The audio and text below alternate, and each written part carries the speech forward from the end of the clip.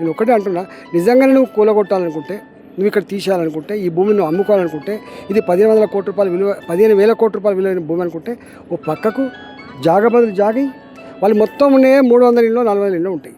అంతా కలిస్తే 5 ఎకరాలు 6 ఎకరాలు ఇస్తే వాళ్ళకి అందరికీ 60 గజాల చొప్పున పట్టాలు వస్తాయి. వాళ్ళకు అంతకుముందు ఎక్కడ పట్టాలు ఉన్నాయా విచారణ చేయండి, అంతకుముందు ఎక్కడ ఇల్లు ఉన్నాయా విచారణ చేయండి. వీళ్ళంతా కూరగాయలు అమ్ముకునే వాళ్ళు, దవాఖానల్లో పనిచేసే వాళ్ళు, అడ్డమీది కూలీలు, గంగిరెద్దులోళ్ళు, ఒడ్డెరులు, ఎరకళ్ళు, వీళ్ళు తప్ప ఎవడన్నా నా కొడుకో నా మనమడో ఈ 60 గజాలలో 2 తాడి చెట్ల లోతున్నటువంటి క్వారీల దగ్గర ఇంత ప్రమాదమైన పరిస్థితులలో ఉంటారా చెప్పండి.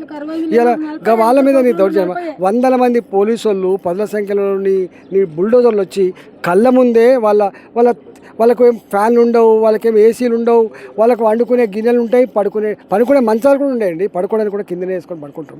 గలాంటి వాళ్ళ మీద ఇంత దౌర్జన్యం చేయడం ఏం న్యాయం రేవంత్ రెడ్డి గారు? ఒకనాడు నీకు రాజకీయంగా భిక్ష పెట్టింది ఇలా మల్కాజిగిరి పార్లమెంటు. మల్కాజిగిరి పార్లమెంట్లో ఉన్న గాజుల రామారంలో ఇంత దౌర్జన్యం ఇది తగదు. ఇలా ఇందిరమ్మ రాజ్యం అని చెప్పి నువ్వు చెప్తావా?